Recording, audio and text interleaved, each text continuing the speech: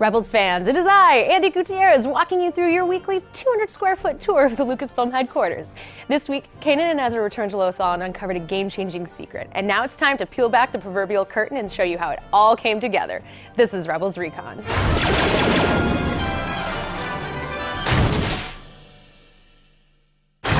Kánán and Ezra head to Lothal to infiltrate an Imperial factory floor, but get a surprise visit from Grand Admiral Thrawn. My visit is not an honor, however, but an investigation. Trapped inside the factory, Kánán and Ezra get help from an unlikely ally in order to escape. Make for the east vehicle pool.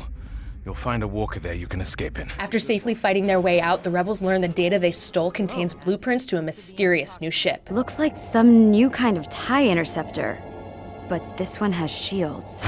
This week, Ezra and Kánán learn the secret identity of another fulcrum. I sat down with cast and crew to talk about how Lothal has changed since the rebels were last there, the return of Ryder Azadi, how Kallus turned to the rebellion, and a little more classic Star Wars video game talk. Check it out.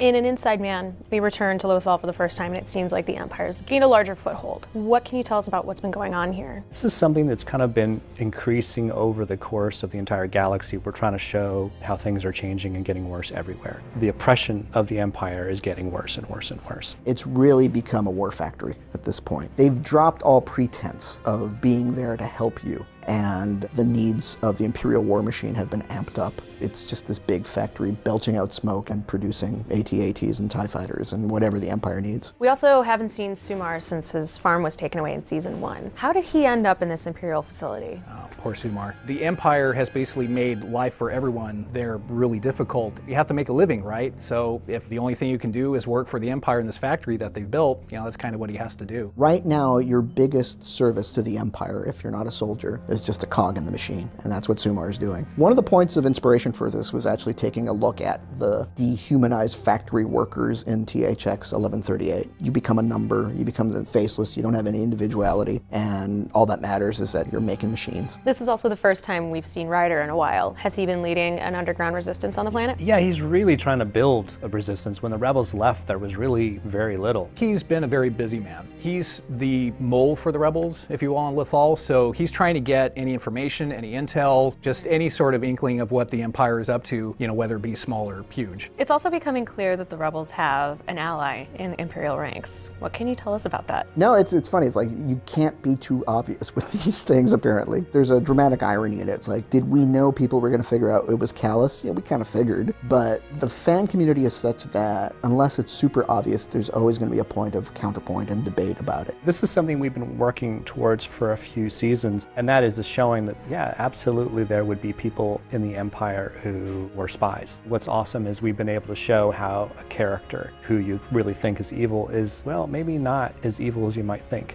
And you begin to understand why they would turn. They got into a fight hoping to try to make the galaxy a better place. However, it's not turning out that way. We get to see the inside of an Imperial facility. When designing a factory like that, do you give any thought to how all of it actually works? Yeah, the conveyor belt that these sort of pieces of AT-ATs and TIE fighters are on was designed to, if you wanted to have it move, it could move. There was a door or gangway raised on the wall above that moving monorail. It didn't really get to do it in the episode because there was enough happening on the ground level that all of this extra business above would begin to get distracting. The secret TIE fighter looks a whole lot like the TIE Defender, which has been around since the old TIE fighter game. Is that the ship that we see here? Is that the Defender? It is the Defender. We were all itching to get the Defender into the show. We really wanted to make Thrawn a tactical leader. In realizing that the rebels are a growing threat, he's way ahead of the curve as far as planning for where they're going to end up. When he knows when he has the Defender ready and in mass production, just like Harris says in this episode, if they built this thing, we're in deep trouble. For those of us who remember playing the TIE Fighter game, it's a great ship. It's fast, it's got shields, it's got a hyperdrive. It sort of evens the odds, and you don't need hundreds and hundreds upon them to defeat just a small number of Rebel starfighters. It evens the odds between the versatility of an X-Wing fighter and the limited capabilities of a TIE fighter.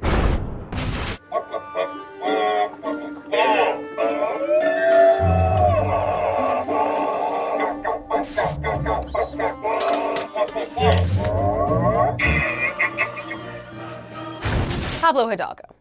He's a complicated man, a man of many interests, a man of mystery, a man who may actually know more about Star Wars than you do.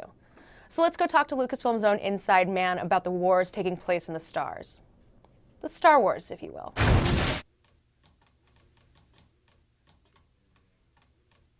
Hey, Pablo. Hello, Andy. You're looking a little different today. No idea what you're talking about. Did you get new glasses? Yeah, the glasses are brand new. So now I'm going to ask you a social question then, because you are totally Pablo. And that is my job as Pablo Hidalgo. Yes. Here we go. Daniel Laura Fabian asks, we've seen multiple characters with cybernetic eyes. Why does Känaan not have a pair of those? Well, cybernetic eyes and cybernetic parts in general aren't cheap, and the rebellion's hardly made of money. But in addition to that, he really wants to be able to rely on the Force and put his Jedi skills to good use. All right, that makes sense. Thanks, Pablo. No problem, Andy.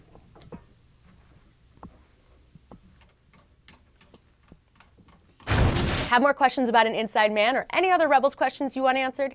Tweet them to @StarWars using the hashtag Rebels Recon and we'll answer what we can online. But now it's time for an exclusive peek at our next episode, Visions! And Voices! The recon team leaves as soon as we're loaded up. Questions? Is Admiral Thrawn there? We have reports of an increase in capital ships, but no confirmation as to whether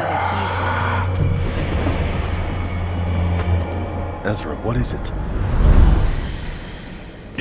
Hey, kid, you feeling all right? There! Look! What am I looking at? You don't look very good. Ezra, what do you see? Ezra!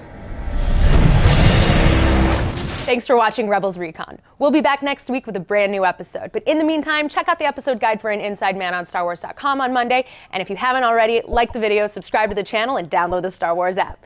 Thanks for watching, and may the Force be with you.